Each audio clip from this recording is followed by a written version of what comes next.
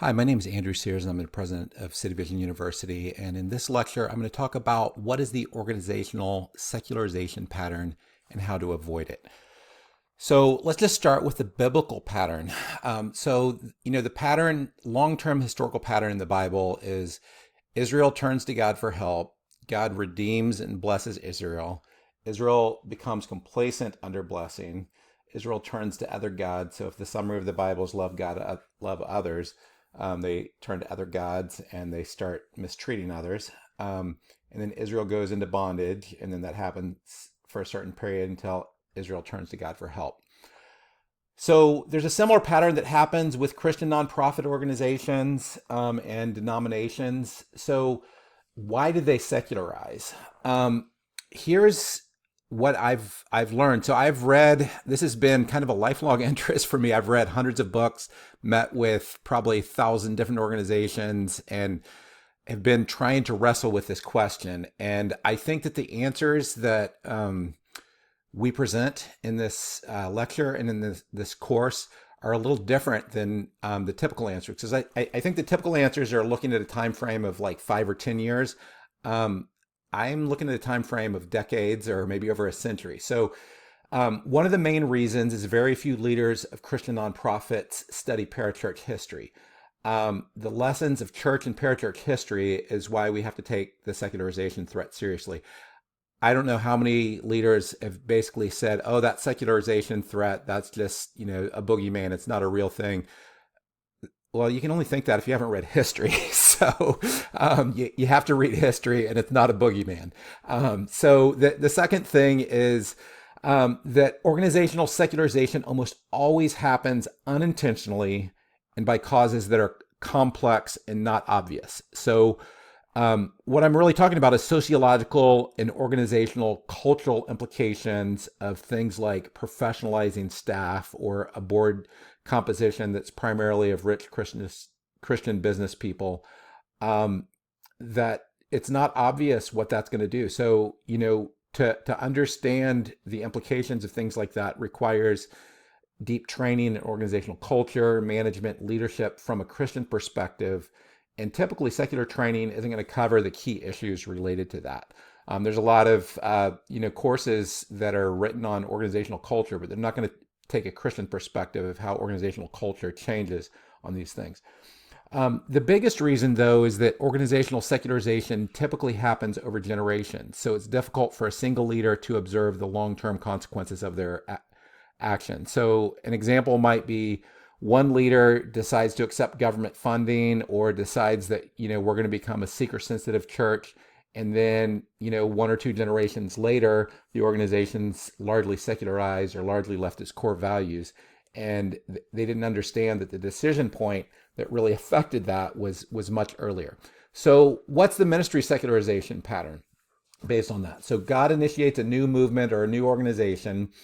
God redeems and blesses the movement. The movement experiences blessing through that. The organization becomes affluent. Now, this is where the unintentional secularization happens. So the organization becomes dominated by high-end professionals, staff and board, without strong countercultural tendencies and values. That's really the key factor. Then society's cultural values change, and then the organization must change or be more marginalized. So really what happens here is there's extremely strong sociological and funding pressures to conform to those changes. Their friends and other work environments support society's changes. So it's extremely difficult for those who experience success to give that up to support an organization that's marginalized. So if your values all of a sudden become unpopular and you have most of your leadership, staff, and board that aren't used to living in countercultural values, then essentially whenever things get difficult and you're going to become unpopular and you might actually shrink, generally what happens is those folks are just going to decide to secularize. So the pattern's difficult to perceive because it happens over decades or centuries. Now, here's the key thing to realize is there's intervention points here. It doesn't just mean, it's like saying if someone gets rich, they're going to stop following God. Well, That's not necessarily the case. So it makes it more difficult if you're rich in some ways, because you may not feel your need as much. But there's ways to stay close to God, and the same thing's true with organization. So um, you have to have intervention points, and most of this course is really about talking about the intervention point. So another way of framing this is in terms of Tim Keller's centered church in terms of theological vision. So what happens is ministries are very pragmatic. So they change what they do, and then they have strategies that have unintentional consequences. So you have this ministry expression. So you get high-end professionals and board members. You get values misaligned funding, or you get unsustainable growth. I did a historical study of YMCA trying to understand why did YMCA secularize. And more than anything else, I think what happened was it grew like mad. And in order to continue to sustain that growth, it had to secularize or else it was going to shrink. So it did kind of all these things.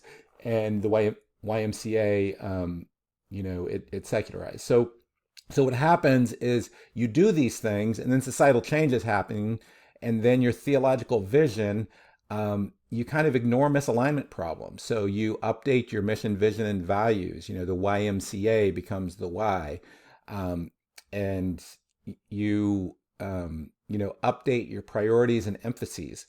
You've seen that happen with a lot of different denominations.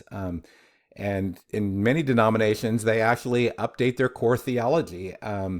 They change their statement of faith. They revise. They're doing revisionist theology. So what's essentially happened is you just did some pragmatic decisions here, and then society changed, and then all of a sudden you're realigning what you believe. Now, if you study a lot of things on how people make decisions, and if you ever hear, I'm not going to go into this right now, but it's called the elephant and the rider. And the idea is that, the rider is your rational side, and the elephant is all the other influences.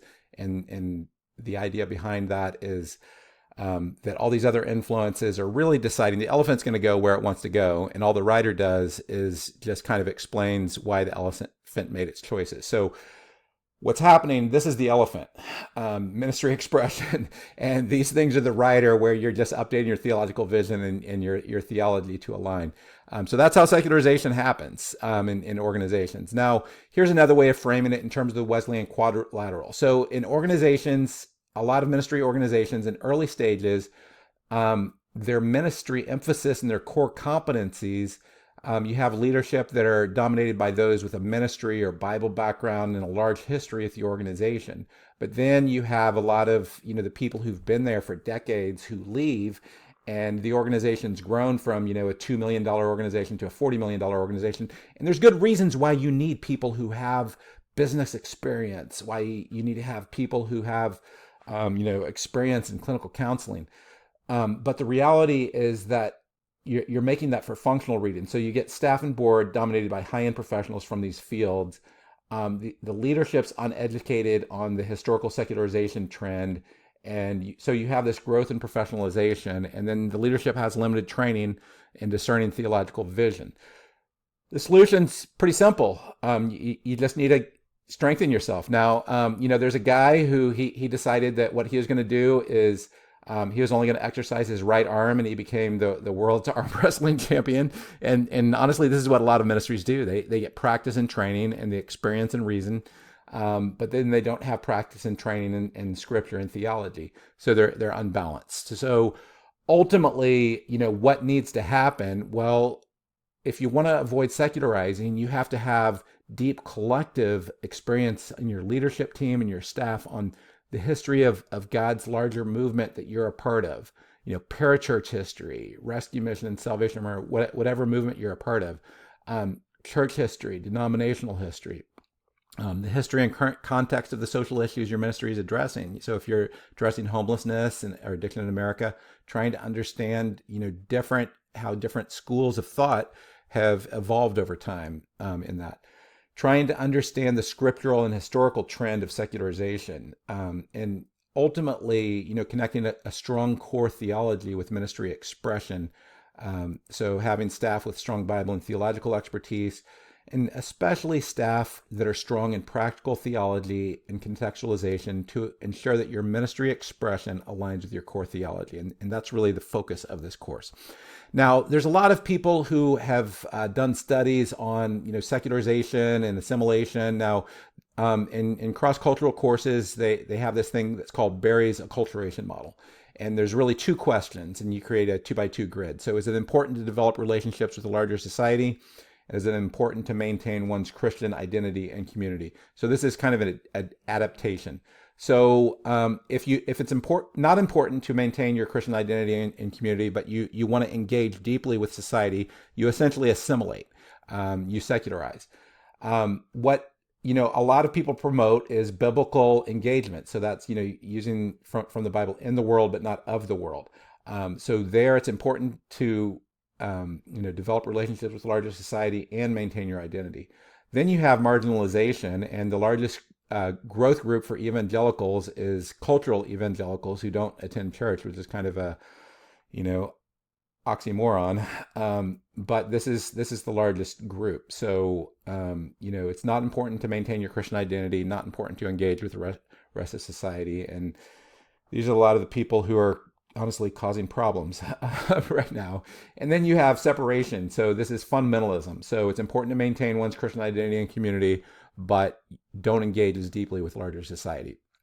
So now let's look at fundamentalists and the secularization threat. Now, I'm not a big fan of fundamentalism. In fact, some of my deepest wounds happen from fundamentalists. Having said that, I've learned to forgive and recognize that everything has strengths and weaknesses. So let's look at what they have wrong. That's easier to start with fundamentalists. Everyone loves to attack the fundamentalists. So, this is especially Christian fundamentalists in the United States. So they sanctify subjective cultural norms of an arbitrary point in time in the past and refuse to adapt. A good example is a lot of the hymns that, everyone says are enshrined by the Bible. Well, they used to be bar songs back a couple centuries before, right? So why is that now all of a sudden what tradition is, right? Whereas whenever they first came out, they were the cutting edge. They over-prioritize secularization threat and refuse to take risk. They marginalize themselves for non-biblical reasons. So no dancing, no playing cards, all those things. And their isolation limits their effectiveness. So, there's this cartoon here that says, instead of risking anything new, let's play it safe by continuing our slow decline into obsolescence. So obviously, those are not good things about fundamentalists. Now, there are some things to learn from them, what they get right and what we should learn from. So they insist that the leadership is composed of Christians with countercultural values. And I put that in bold. The countercultural values is foundational. If you don't have that, in my opinion, you're dead as an organization. You're going to secularize. They continually train in countercultural Christian values. If you read the Bible, everything that Jesus is teaching is countercultural, and they're willing to suffer and avoid. They're willing to suffer to avoid compromising their values. These are all things that Jesus teaches, right? Now you can go to an extreme, right? And we want to avoid that extreme, but there's something that we can learn, and that's coming back to this diagram where biblical engagement. You need to learn those elements of what it has from the fundamentalists. So, what does that look like to kind of a balanced approach to avoid secularization? So ultimately what happens in society is you have a change that happens, and you need to, adapt. So what you need to do is you need to develop personal and organizational core competencies and discerning theological vision. So within this course, it's weeks 1 through 6, and then write a well-defined theological vision. So that's in week 7, and create a plan to operationalize values and avoid mission drift. So that's what we're trying to do is to go deeper in that. Now, I want to talk about one particular problem in the U.S. right now that is making this really difficult. It's polarization, political stacking, versus unique call and identity. So there's a strong political trend in the U.S. for political identity to subsume all other identities, including religious identity. So there's been tons of sociological studies that are showing that that's what's happening in society right now. Politicians, social media, they try to do this through what's called political stacking. And that's where For example, if you're politically conservative, you have to be theologically conservative. You have to be racially conservative. So essentially, what it is one identity subsumes all other identities. Now, in the U.S., there's a stronger affiliation between political conservatism and theological conservatism, but most of the rest of the world, those are not very correlated at all, and that's because the politicians have been successful in the United States of doing this. So this reinforces political polarization. It widely results in political identity becoming dominant, and it's growing. What the term that a lot of people use is cultural captivity on both sides, the political right and the left, where Christians are in cultural captivity on both sides. Now, each side likes to point at why the other side is in cultural captivity. So what's the alternative perspective? Well, what's the Bible say about this particular issue? Just for example, how do we treat the alien? How do we treat the poor? That shouldn't be dictated by our political parties. It should be dictated by the Bible. How do we treat the orphan? How do we treat the widow? So another, alternative perspective is, how did God uniquely make me, and what is my call? What's the unique role for my organization? And if an organization is called to serve a particular people group, what is the practical theology that brings the most life to that group or groups? So if you're called to serve the poor and the addicted, you need to develop a practical theology that's going to bring the most life to that group. So, the other thing is that God doesn't follow stereotypes. So if you're actually a Christian that's using the Bible to determine things rather than your political party, then you're going to run into people that are like, wait, you're a Christian that, and ... fills in the blank, that, cares about the poor. That shouldn't be something that people think that Christians don't do, right? So ultimately, that's what we're trying to do as Christians. So my pastor, I go to North Coast Church, and Chris Brown, he uses this analogy. So he uses the M&M car. And he says our primary identity and our core theology is as a Christian. So the M&M car, M&M pays whatever millions of dollars to have their M&M car. So you look at how much of the car is being taken up by M&Ms. So that's the way it should be for us as Christians. We can have all our secondary identities, and you can have a practical theology that's more contextual. So those things are important, but you just can't let some other identity, like your political identity, assume that. So hopefully all this is helpful for understanding the organizational secularization pattern.